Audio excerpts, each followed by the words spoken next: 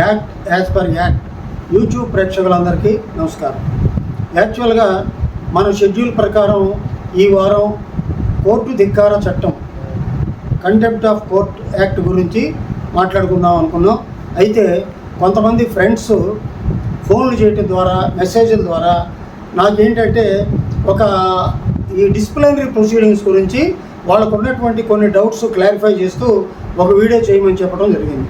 వాళ్ళ కోరిక మేరకు ఇప్పుడు జనరల్గా డిసిప్లినరీ ప్రొసీడింగ్స్ తీసుకునేటప్పుడు పై అధికారులు ముఖ్యంగా స్టేట్ లెవెల్ డైరెక్టర్ స్థాయి అలాగే ప్రిన్సిపల్ సెక్రటరీ స్థాయిలో ఉన్నటువంటి అధికారులు ఏమేమి ఒమిషన్స్ చేస్తున్నారు, ఎటువంటి పొరపాట్లు జరుగుతున్నాయి, ఏ విధంగా రూల్స్ని ధిక్కరించి మనకి ఆల్రెడీ ఉన్నటువంటి ప్రభుత్వ ఆదేశాలని అలాగే గౌరవ న్యాయస్థానాలలో ఇచ్చినటువంటి తీర్పులను కూడా వాళ్ళు ఖాతరు చేయకుండా కొంతమంది అధికారులు ముఖ్యంగా స్టేట్ లెవెల్ ఆఫీసర్స్ వ్యవహరించడం జరుగుతుంది. వాటి గురించి ఎక్కడెక్కడ ఎటువంటి పొరపాట్లు జరుగుతున్నాయి డిసిప్లినరీ యాక్షన్స్ తీసుకునేటప్పుడు అనే దాని గురించి తెలియజేయమని కోరటం జరిగింది. కాబట్టి నేను ఈ వీడియో నెక్స్ట్ వీడియో కూడా కొంచెం డిసిప్లినరీ యాక్షన్స్ గురించి అలాగే డిసిప్లినరీ ప్రొసీడింగ్స్ తీసుకునేటప్పుడు గౌరవ న్యాయస్థానాలు ఇచ్చినటువంటి తీర్పుల గురించి తెలియజేయాలనే ఉద్దేశంతో ఈ వీడియో చేస్తున్నాను. అలాగే నెక్స్ట్ వీడియో కూడా ఇదే సబ్జెక్ట్ మీద ఉంటుంది. ఆ తర్వాత కంటెంప్ట్ ఆఫ్ కోర్ట్ యాక్ట్ గురించి మాట్లాడతాను. ముందుగా ఇప్పుడు ఎంక్వైరీ అని రెండు ఉన్నాయి మనకి. మామూలుగా జనరల్గా ఏంటంటే enquiry ENQUIRY enquiry, INQUIRY inquiry, రెండు మీనింగ్స్ ఒకటే. విచారణ అనేది ఎంక్వైరీ అన్న రెండింటి మీనింగ్ ఒకటే. అయితే టెక్నికల్గా మాత్రం ఈ రెండింటికి కొంచెం డిఫరెన్స్ ఉంది. అదేంటంటే enquiry refers to A formal official investigation to ascertain facts or determine guilt. Enquiry refers to a formal official investigation to ascertain facts or determine guilt, whereas inquiry carries a distinct, more serious and thorough investigation to find out the truth about an offense or a misconduct. ఇప్పుడు enquiry గురించి తేడా మీకు తెలియజేయడం జరిగింది. ఇప్పుడు మన చిన్నవాళ్ళకు కూడా కొంచెం ఈజీగా అర్థం కావాలంటే ఒక సింపుల్గా చెప్పుకోవాలంటే ఎంక్వైరీ ఆఫీసర్ ఒక విచారణ అధికారిని అపాయింట్ చేసే వరకు జరిగేది ఎంక్వైరీ. ఫర్ ఎగ్జాంపుల్ ఒక వ్యక్తి ఒక ఉద్యోగి పలానా తప్పు చేశాడు, పలానా మిస్కాండక్ట్ చేశాడు, పలానా అవినీతి చేశాడు అని చెప్పి పై అధికారులకు ఏదైనా ఫిర్యాదు అందినప్పుడు దాని మీద వాడు ప్రిలిమినరీ ఎంక్వైరీ కండక్ట్ చేస్తారు. ప్రిలిమినరీ ఎంక్వైరీ కండక్ట్ చేసిన తర్వాత ప్రైమా ఫెసి ఆ యొక్క కంప్లైంట్లో వాస్తవాలు ఉన్నాయి, అతను యొక్క తప్పు చేశాడు, ఆ సంబంధించినటువంటి ఎవరి మీద అయితే ఫిర్యాదులు వచ్చాయో అతను నిజంగానే ఆ యొక్క తప్పు మిస్కాండక్ట్ చేశాడు అని తెలిసినప్పుడు వాళ్ళు ప్రిలిమినరీ ఎంక్వైరీ కండక్ట్ చేసుకొని కొంత ఇన్ఫర్మేషన్ తెప్పించుకొని ఫ్యాక్ట్స్ అండ్ ఫిగర్స్ అనే వాటిని పరిశీలించిన తర్వాత ఛార్జెస్ ఫ్రేమ్ చేస్తారు. అప్పుడు ఛార్జెస్ అంటే నథింగ్ బట్ అభియోగాలు. అతని యొక్క నువ్వు పలానా వ్యక్తి విషయంలో ఈ పొరపాటు జరిగింది, ఈ యొక్క కాండక్ట్ రూల్స్ని వైలేట్ చేశావు, లేకపోతే ఈ యొక్క అవినీతి జరిగింది, ఈ కరప్షన్ యాక్టివిటీ నీ వల్ల జరిగింది, ఈ ప్రభుత్వానికి నీ వలన నువ్వు పనిచేసేటువంటి సంస్థకి ఇంత ఆర్థిక నష్టం జరిగింది అనేటువంటి వివరాలతో మొదలైనటువంటి వివరాలతో వీటిలో ఏదో అన్నీ ఉండొచ్చు, లేకపోతే కొన్ని ఉండొచ్చు.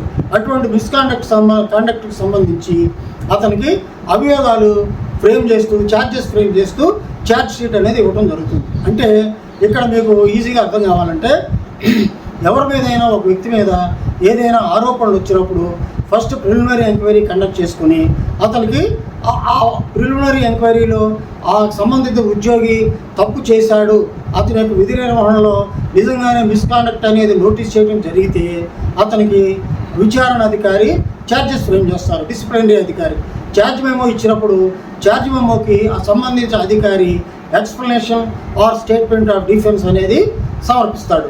ఇక్కడ ఎక్స్ప్లెనేషన్కి స్టేట్మెంట్ ఆఫ్ డిఫెన్స్కి డిఫరెన్స్ ఉంది.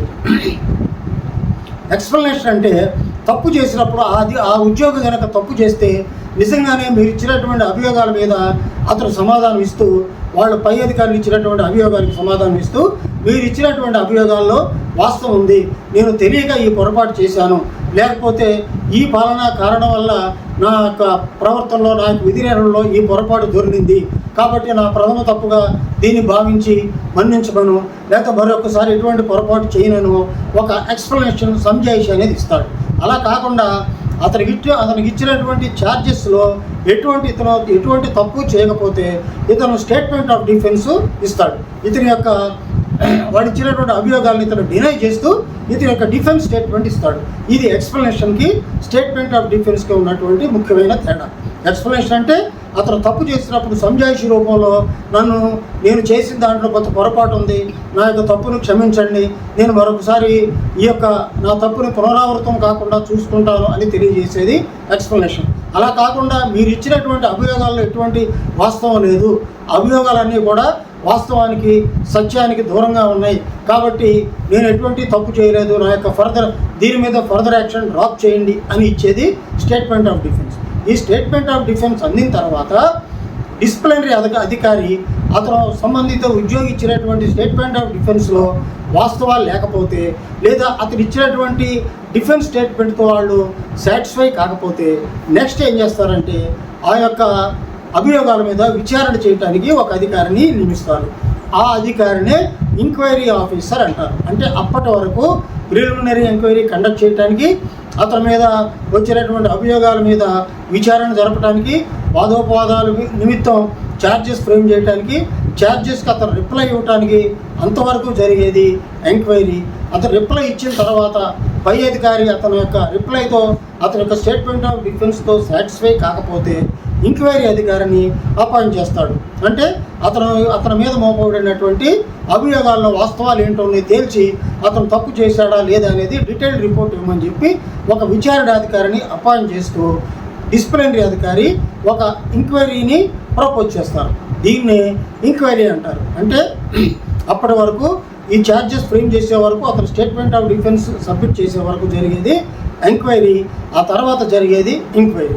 ఈ రెండింటికి ఉన్నటువంటి తేడా ఇది. అయితే ఇప్పుడు జనరల్గా మనకి సివిల్ సర్వీసెస్ CCA రూల్స్ 1991 ప్రకారం జరిగేవన్నీ కూడా ఎంక్వైరీస్.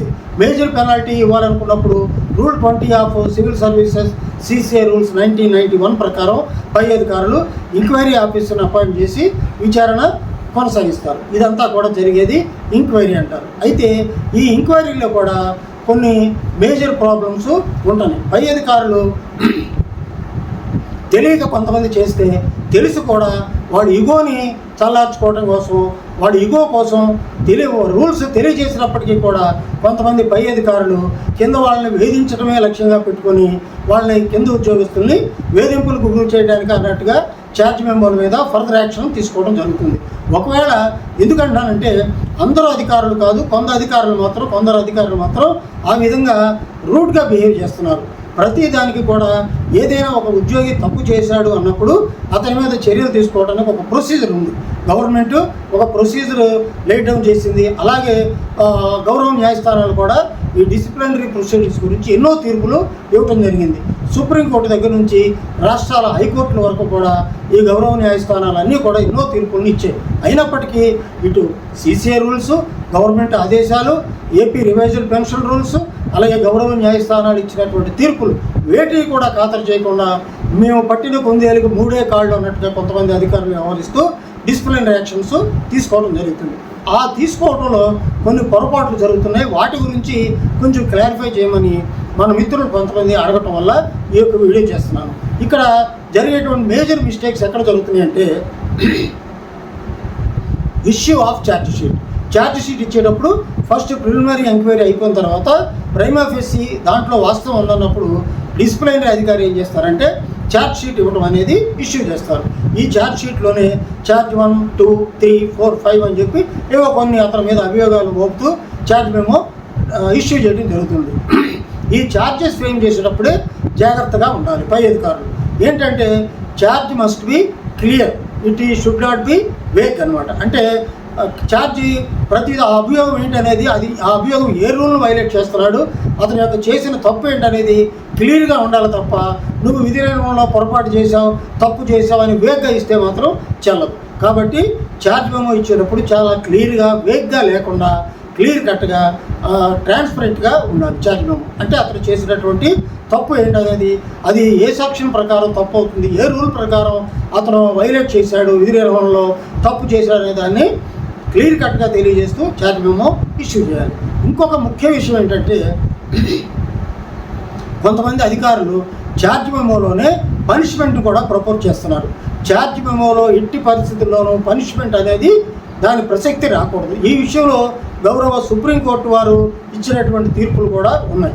అంటే ఛార్జ్ మెమో ఇచ్చేటప్పుడే నీ మీద మేజర్ పనిష్మెంట్, నువ్వు చేసినటువంటి నేరాలు మేజర్ పనిష్మెంట్ ఇవ్వదగినటువంటి నేరాలు కాబట్టి నువ్వు ఈ ఛార్జ్ మెమోకి సంజాయిషి ఇవ్వు అని చెప్పి ఎక్స్ప్లెనేషన్ ఇవ్వమని చెప్పి ఆ ఛార్జ్ మెమో ఇచ్చేటప్పుడు అందులో ఏమి పనిష్మెంట్ తీసుకోబోతున్నారు అనేది కూడా ప్రపోజ్ చేస్తారు. ఇది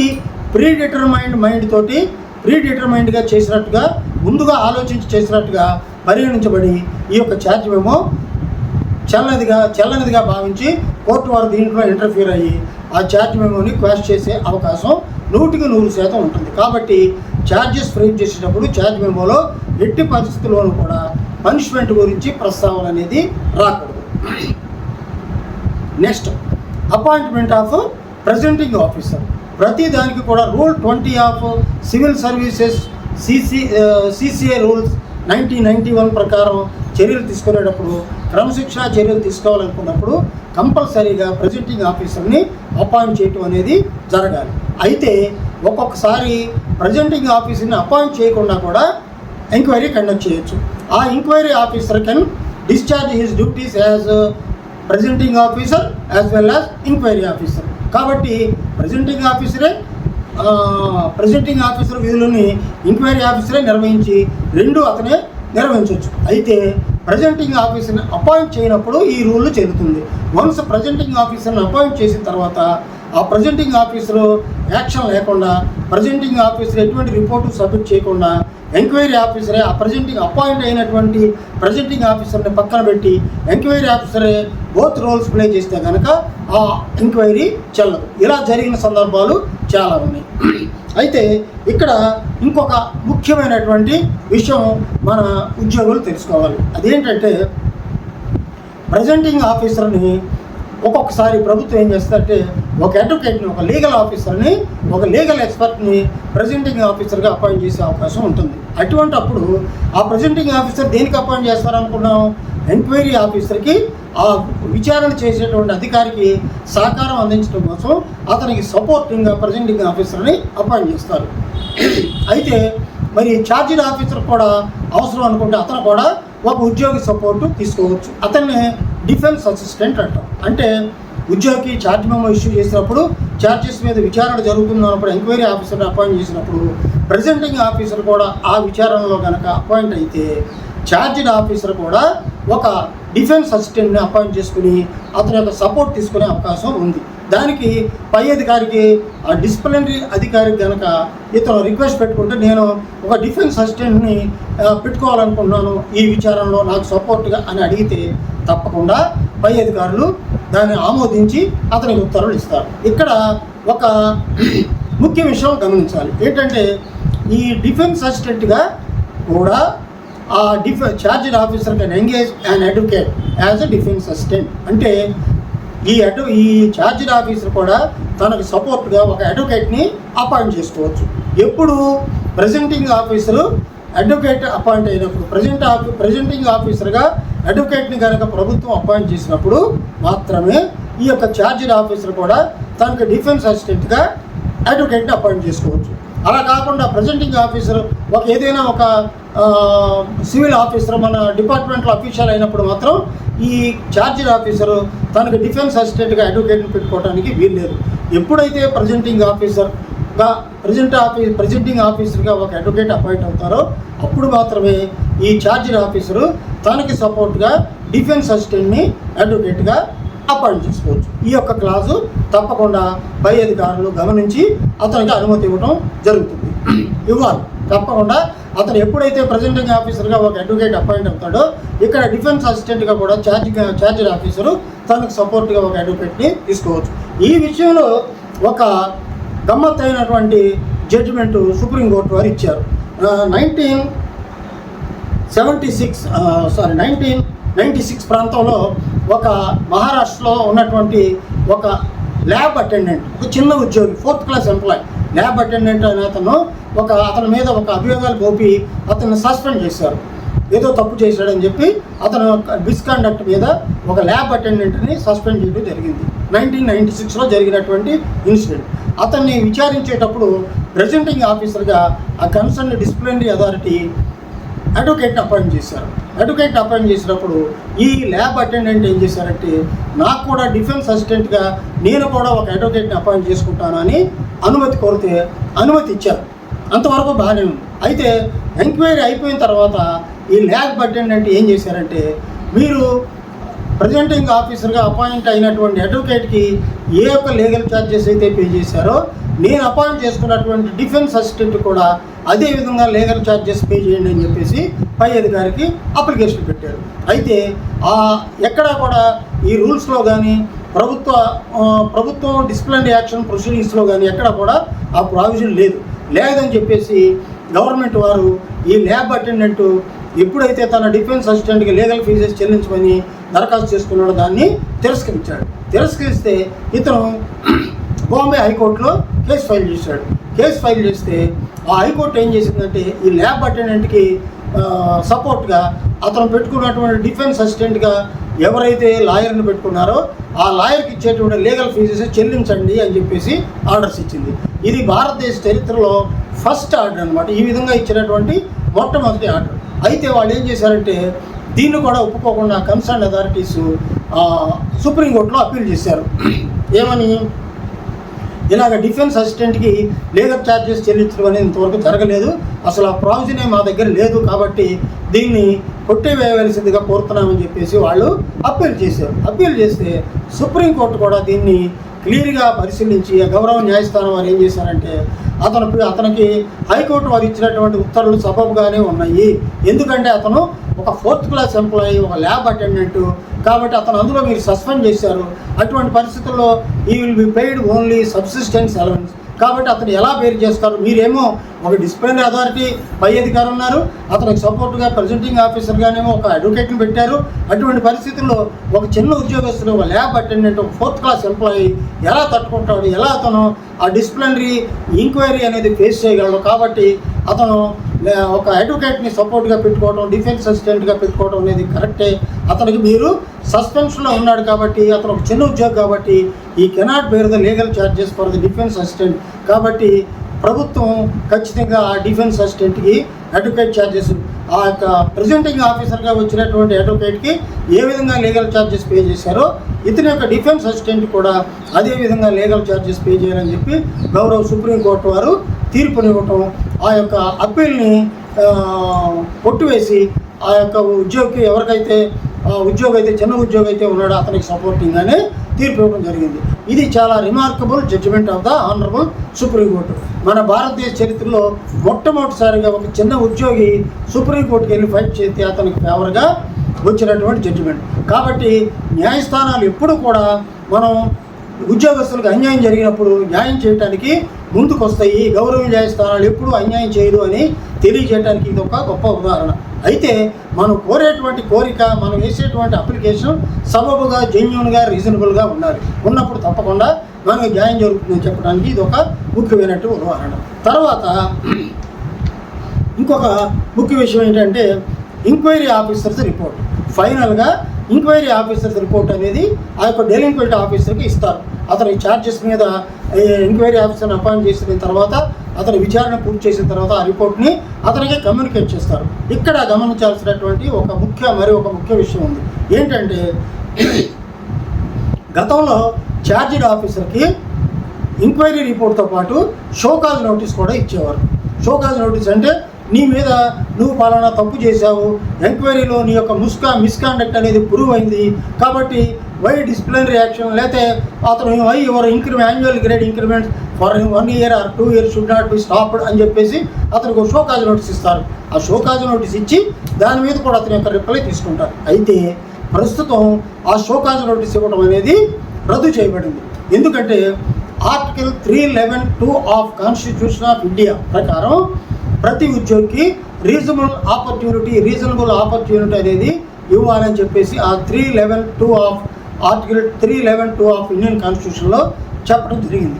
అందుకని చెప్పి గతంలో ఏం చేసేవారంటే ఎంక్వైరీ రిపోర్ట్ కమ్యూనికేట్ చేయడంతో పాటు అతనికి మరొక అవకాశం అని ఒక షోకాజ్ నోటీస్ ఇచ్చేవారు. అయితే ఏమైందంటే తర్వాత 1972లో 76లో ఈ ఆర్టికల్ 311(2)కి అమెండ్మెంట్ జరిగి 1976లో ఈ షోకాజ్ నోటీస్ అనేది రద్దు చేయడం జరిగింది. ఇక ముందు ఉద్యోగస్తులకు డిసిప్లినరీ యాక్షన్ తీసుకునేటప్పుడు షోకాజ్ నోటీస్ ఇవ్వక్కర్లేదు, only enquiry officers report communicate చేస్తే సరిపోతుందని చెప్పి తెలియజేయడం జరిగింది. కాబట్టి ప్రస్తుతం అయినప్పటికీ కొంతమంది అధికారులు ఈ రోజుకి కూడా సిబ్బందికి షోకాజ్ నోటీసులు జారీ చేస్తున్నారు. అది కరెక్ట్ కాదు. 1976లో భారత రాజ్యాంగం ఆర్టికల్ 311(2)కి చేసినటువంటి సవరణ ద్వారా ఈ యొక్క షోకాజ్ నోటీస్ అనేది రద్దు చేయబడింది. కాబట్టి దీన్ని కూడా గమనించుకోవాల్సిందిగా మన మిత్రులను కోరుతున్నాను. ఇక ఫైనల్గా ఈ డిసిప్లినరీ ప్రొసీడింగ్స్ అనేది 6 monthsలో కంప్లీట్ చేయాల్సిందిగా మన యొక్క ప్రభుత్వ ఆదేశాలు ఉన్నాయి. అలాగే గౌరవ న్యాయస్థానాలు ఇచ్చినటువంటి తీర్పులు ఉన్నాయి. కానీ మన డిసిప్లినరీ అధికారులు కొంతమంది సంవత్సరాల తరబడి ఆ క్రమశిక్షా చర్యలు సాగదీస్తూ ఈలోపు ఆ యొక్క ఉద్యోగులు మానసికంగా, ఆర్థికంగా, శారీరకంగా చితికిపోయి నలిగిపోయి ఎన్నో వేధింపులకు గురై కొంతమంది ప్రాణాలు కూడా కోల్పోయే పరిస్థితి తీసుకొస్తారు. చిన్న ఉదాహరణ చెప్పి ముగిస్తాను. దీనికి 2012లో మున్సిపల్ అడ్మినిస్ట్రేషన్ డిపార్ట్మెంట్లో SJSRY ఒక నిధుల దుర్వినియోగం అయిందని చెప్పి ఒక అనంతపూర్ రీజియన్లో ఉన్నటువంటి కొన్ని మున్సిపాలిటీస్కి కొంతమంది కమిషనర్ల మీద, ప్రాజెక్ట్ ఆఫీసర్ల మీద ఛార్జెస్ ఫ్రేమ్ చేశారు 2012లో. దాని మీద 2023లో 11 సంవత్సరాల తర్వాత విచారణ ముగించారు. ఇప్పటికి ఇది 2025 అయినప్పటికీ కూడా ఇంతవరకు ఫైనల్ ఆర్డర్స్ రాలేదు. అంటే విచారణ కంప్లీట్ చేయడానికి 11 సంవత్సరాలు తీసుకున్నారు. దీని మీద ఇది ఎవరు విచారణ చేశారంటే మరి ఘనత వహించినటువంటి కమిషనర్ ఆఫ్ ఎంక్వైరీస్. మరి దీనికి ప్రత్యేకంగా ఒక విభాగం ఉంది, కమిషనర్ ఆఫ్ ఎంక్వైరీస్ అని. వాళ్ళు ఎంక్వైరీ చేశారు. ఆ విచారణ కూడా 4 కమిషనర్స్, 4 మెంబర్స్ మారారు. అయినప్పటికీ 13 సంవత్సరాలు అయినా ఈ రోజుకి కూడా విచారణ కంప్లీట్ కాలేదు. దాని మీద ఇంతవరకు ఫైనల్ ఆర్డర్స్ అనేది ఈ రోజుకి కూడా ఇష్యూ కాలేదు. కాబట్టి మరి ప్రభుత్వం ఎందుకు ఆదేశాలు ఇస్తుందో తెలియదు అన్నట్టుగా ఉంది.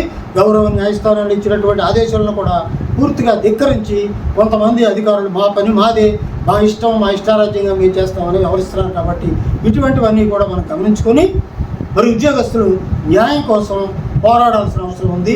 ముందుగా పై అధికారుల దృష్టికి ఇప్పుడు నేను చెప్పినటువంటి ఛార్జెస్ విషయం, అలాగే ఎంక్వైరీ రిపోర్ట్ విషయం, ఇవన్నీ కూడా దృష్టిలో పెట్టుకుని పై అధికారులకి అప్పీల్ పెట్టుకోవాలి, లేదా రివ్యూ పిటిషన్, ఆ తర్వాత రివిజన్ పిటిషన్, ఇన్ని అవకాశాలు ఉన్నాయి. అన్నీ పెట్టుకొని అప్పటికీ కూడా పై అధికారులు న్యాయం చేయకపోతే న్యాయం కోసం గౌరవ న్యాయస్థానాలను ఆశ్రయించి న్యాయం పొందవచ్చని. ఎందుకంటే మనకి ఇచ్చినటువంటి ఆ డిసిప్లినరీ ప్రొసీడింగ్స్లో కానీ, ఛార్జెస్లో కానీ, దేంట్లో అయినా పొరపాట్లు ఉన్నట్టయితే తప్పకుండా గౌరవ న్యాయస్థానం వారి ఇందులో ఇంటర్ఫీర్ అయ్యి న్యాయం చేస్తారు. కాబట్టి సాధారణంగా గౌరవ న్యాయస్థానాలు ఎప్పుడు కూడా డిసిప్లినరీ ప్రొసీడింగ్స్లో ఇంటర్ఫీర్ కావు. కానీ ప్రొసీజరల్ ల్యాప్సెస్, న్యాచురల్ జస్టిస్కి ఎప్పుడైతే అన్యాయం జరిగిందని భావిస్తారో అప్పుడు తప్పకుండా గౌరవ న్యాయస్థానాలు ఇంటర్ఫీర్ అయ్యి మనకి న్యాయం చేస్తుంది. కాబట్టి ఈ విషయాలన్నీ దృష్టిలో పెట్టుకుని మరి మన ఉద్యోగస్తులు తమను తాము డిఫెండ్ చేసుకోవాల్సిందిగా కోరుతున్నాను. మరి నెక్స్ట్ వీడియోలో ఈ డిసిప్లినరీ ప్రొసీడింగ్స్కి సంబంధించి గౌరవ న్యాయస్థానాలు ఇచ్చినటువంటి కొన్ని తీర్పుల మీద చర్చిద్దాం. అంతవరకు సెలవు. నమస్తే. మీ RTI రాజేంద్ర. Thank you.